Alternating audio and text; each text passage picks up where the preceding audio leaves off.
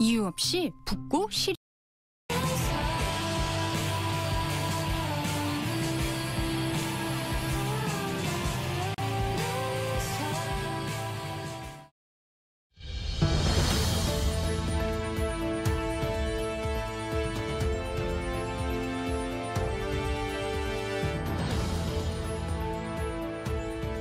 여러분 안녕하십니까? 오늘부터 8시 뉴스를 맡은 사공성근입니다. 주시은입니다.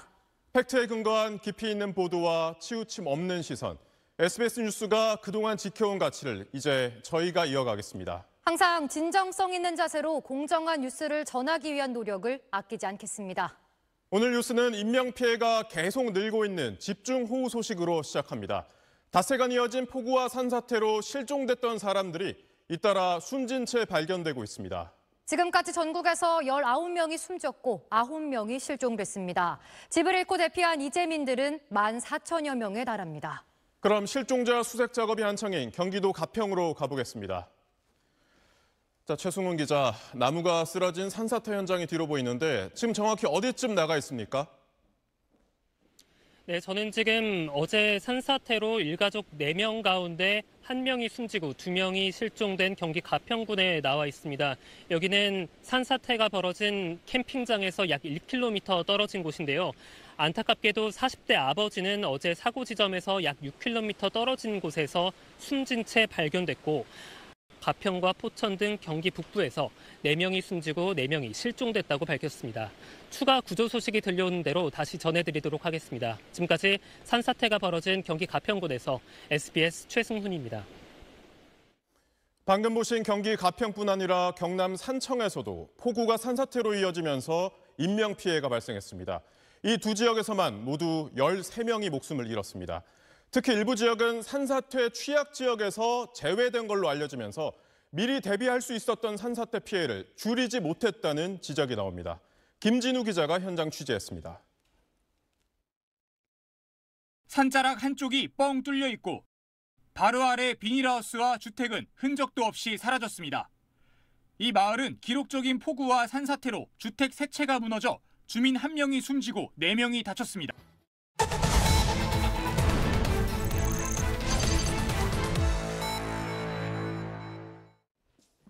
이번 폭우로 인명피해가 가장 컸던 경남 산청에서는 아직 발견되지 않은 실종자 4명을 찾기 위한 총력전이 사흘째 이어지고 있습니다. 토사가 쌓인 흙더미를 일일이 손으로 파헤치고 대형 장비까지 동원했지만 안타깝게도 구조 소식은 들려오지 않고 있습니다. 수색 현장을 권민규 기자가 동행 취재했습니다. 폭우로 산사태가 발생한 경남 산청 신등면 율현리. 이곳에서 실종된 80대 남성을 찾기 위한 수색 작업은 아침 7시부터 사흘째 이어지고 있습니다. 어저께까지는 이제 저희가 전직원 부상동원이라서 퇴근을 못하다가 타 지역에 있는 소방서의 직원분들도 지금 오셔서 같이 도와서 수색에 임하고 있어요. 계곡에서 범람한 물이 아직도 흐르고 있습니다. 현장마다 소방과 경찰 60명이 넘는 인원이 실종자를 찾고 있지만 부서진 집만 수십 채라 수색이 쉽지 않습니다. 현재 산청에서 실종자 수색 작업이 진행되는 곳은 모두 4곳. 중자비합니다. 그제 새벽 실종된 80대 승려를 구조하기 위한 수색도 이른 아침부터 시작됐습니다. 산 중턱부터 토사가 밀려 내려온 현장입니다. 범위가 너무 넓어서 중장비 없이는 작업을 할 수 없습니다. 보시다시피 그 토사물이 약 떠내는 게 한 2m 이상 높이가 되다 보니까 인력으로 이 수색하는 것도 한계가 있고. 수백 미터 아래 흙과 돌들이 두텁게 쌓여 사고 현장 진입부터 어렵습니다. 저리 산 중간쯤 지금 토사 보이죠? 저 근처에. 저 근처에 있었어요? 예. 내려오면서 이제 절 자체를 썰고 내려온 거죠. 산 아래로 밀려온 토사물들은 이렇게 질고 다리가 한번 박히면 쉽게 빠지지도 않습니다. 역대급 폭우에 이어 내일부터 폭염이 예보돼 수색 현장의 어려움은 더 커질 전망입니다. 열악한 환경 속에서도 산청군과 소방당국은 지원 가능한 인력을 총동원해 하루 12시간씩 실종자 수색 작업을 이어간다는 방침입니다. SBS 권민규입니다. 일부 지역에서는 배수 시설이 제대로 작동되지 않아서 농민들이 공들여 키운 농작물 피해가 속출하기도 했습니다. 배수 시설에 전선이 연결되지 않은 곳이 있는가 하면 또 고장이 났는데도 고치지 않아 4년째 침수 피해가 반복된 곳도 있었습니다. 이 내용은 윤나라 기자가 전하겠습니다. 5일째 흙탕물이 고여있는 비닐하우스에서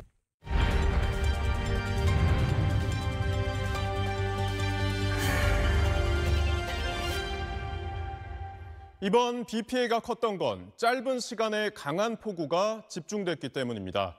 무려 200년 만에 한 번 올 법한 강도로 쏟아졌습니다. 문제는 이런 여름 폭우가 갈수록 더 강해지고 있다는 겁니다. 기후변화로 한반도 주변의 바다 수온이 빠르게 오르면서 비를 만드는 에너지를 더 키우고 있다는 분석입니다. 서동균 기자의 심층 취재입니다. 지난 17일 새벽 강하게 발달한 비구름대가 충청을 지나면서 서산에만 1시간 동안 114.9mm의 기록적인 폭우를 쏟아냈습니다. 비구름은 이어 남부로 내려가면서 경남 산청과 순창, 합천 등에도 시간당 80mm 내외의 매우 강한 비를 퍼부었습니다.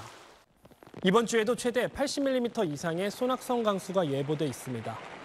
찜통더위와 강한 소나기가 함께 예보된 만큼 폭염과 폭우, 양극단 날씨에 대비해야 합니다. SBS 서동균입니다. 특검 수사 속보 전해드립니다. 김건희 특검팀이 오늘 윤석열 전 대통령과 김건희 여사에 대해 출석을 통보했습니다. 현장 취재기자 연결해 자세한 소식 더 알아보겠습니다. 김지욱 기자, 특검팀이 소환을 통보한 날짜가 언제입니까? 네, 특검팀은 다음 달 6일 오전 10시에 피의자로 나오라는 출석 요구서를 김건희 여사 측에 우편으로 보냈다고 밝혔습니다. 김 여사에게는 자본시장법 위반 등 혐의가 적용됐는데 이 특검팀은 김 여사를 불러 도이치모터스와 삼부토건 주가 조작 의혹, 건진법사 부정청탁 의혹 등을 확인하겠다는 입장입니다. 특검팀은 윤석열 전 대통령에 대해서도 오는 29일 오전 10시까지 공천 개입 의혹과 관련해 선거법 위반 혐의 조사를 위해 출석하란 공문을 이전 용역을 맡았던 히림도 포함됐습니다. 한편 특검팀은 김 여사의 집사로 알려진 김혜성 씨의 부인이 모레 특검에 나올 예정이라고 밝혔습니다. 지금까지 김건희 특검 사무실에서 SBS 김지욱입니다. 저희가 단독 취재한 소식으로 이어가겠습니다. 김건희 여사의 공천 개입 핵심 인물인 김상민 전 부장검사가 가상화폐 사기범으로부터 차량 이용 대금을 지원받은 정황을 특검팀이 포착한 걸로 확인됐습니다. 특검팀은 이른바 코인왕 존버킴으로 알려진 박모 씨의 과거 검찰 수사 기록도 확보해 분석하고 있습니다. 원종진 기자의 단독 보도입니다. 시골의 한 창고에 수억 원을 호가하는 슈퍼카 여러 대가 보관돼 있습니다. 이른바 코인왕 존버킴, 박모 씨의 차량입니다.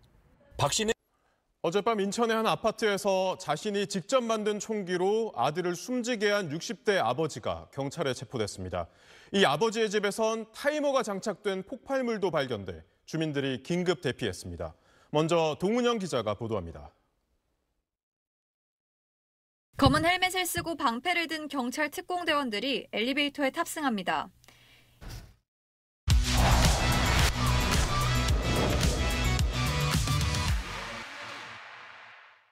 뜨거운 이슈에 대해서 구석구석 자세히 톱파보는 톱뉴스 시간입니다. 오늘은 그 첫 번째 순서로 강선우 여가부 장관 후보자의 임명을 강행하려는 여권의 움직임을 정치부 여당팀 박원경 반장과 톱파보겠습니다. 자, 박 기자, 이재명 대통령이 이진숙 교육부 장관 후보자 임명은 철회했지만 이 강선우 여가장관 후보자 임명 의사를 밝힌 셈이잖아요. 정치권에서 이 반발이 거세네요. 네, 그렇습니다. 국민의힘은 강선우 여성가족부 장관 임명 강행은 국민 상식에 맞서 싸우겠다는 선전포고로 읽힌다고 비판했습니다.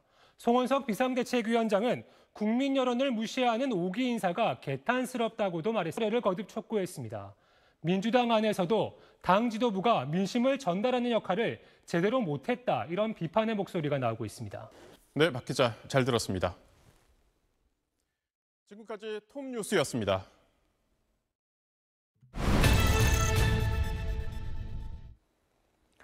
최근 임명된 강준욱 대통령실 국민통합비서관이 논란에 휩싸였습니다. 임명되기 전에 쓴 자신의 책에서 윤석열 전 대통령의 계엄 선포를 옹호하는 시각이 노골적으로 드러난 건데 이 여권에서도 사퇴해야 한다는 목소리가 커지고 있습니다. 박예린 기자가 보도합니다. 강준욱 대통령실 국민통합비서관이 지난 3월 동국대 교수로 있을 때 출간한 야만의 민주주의란 제목의 책입니다. 홍콩을 강타한 제6호 태풍 위파가 중국 본토에 상륙하면서 피해가 잇따르고 있습니다. 화물 트럭을 쓰러뜨릴 만큼 강한 바람과 폭우에 중국 광둥성에서만 67만 명이 대피했습니다. 베이징 권란 특파원입니다. 저녁 산책 중 강풍을 맞닥뜨린 사람들이 오도 가도 못한 신세가 됐습니다. 어린아이들은 강풍에 밀려 바닥에 내던져지듯 넘어집니다. 앞서 필리핀을 거치며 5명 사망, 80만 명의 이재민을 낸 6호 태풍 위파는 내일 낮 베트남으로 향할 전망입니다. 베이징에서 SBS 권란입니다. 지난 주말 무안공항 제주항공 여객기 참사를 조사하는 국토부 항공철도조사위원회가 사고기의 엔진 정밀 조사 결과를 발표하려다 유족들의 강한 반발에 발표를 취소했다는 소식 전해드렸습니다. 논란이 됐던 엔진 조사 결과 자료를 저희가 단독 입수했는데 그동안 알려지지 않았던 사실과 의문이 남는 지점이 여럿 있었습니다. 하정연 기자가 단독 보도합니다. SBS가 확보한 엔진 조사 결과 자료엔 새로 드러난 사고 경위가 담겼습니다. 김건희 여사의 국민대 테크노 디자인 전문대학원 박사 학위가 무효 처리됐습니다.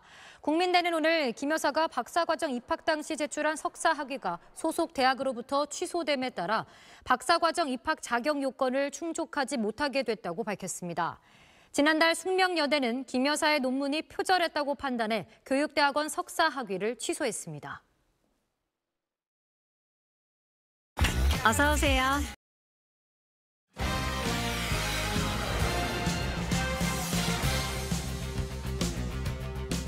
오늘부터 주중 스포츠 뉴스 진행을 맡은 김현진입니다. 첫 소식입니다.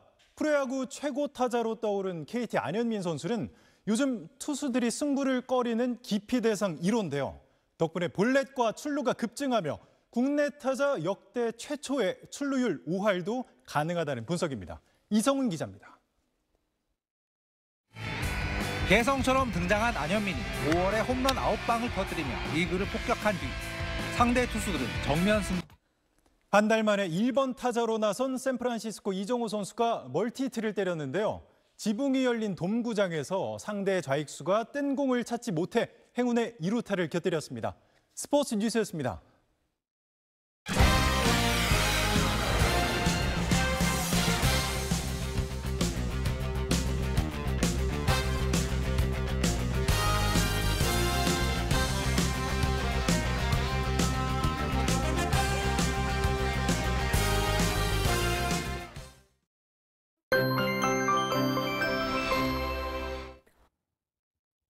내일은 연중 더위가 가장 심하다는 절기 대서입니다. 어제 북태평양 고기압이 장마 전선을 위로 밀어 올리면서 본격적인 한여름 무더위가 찾아왔는데요.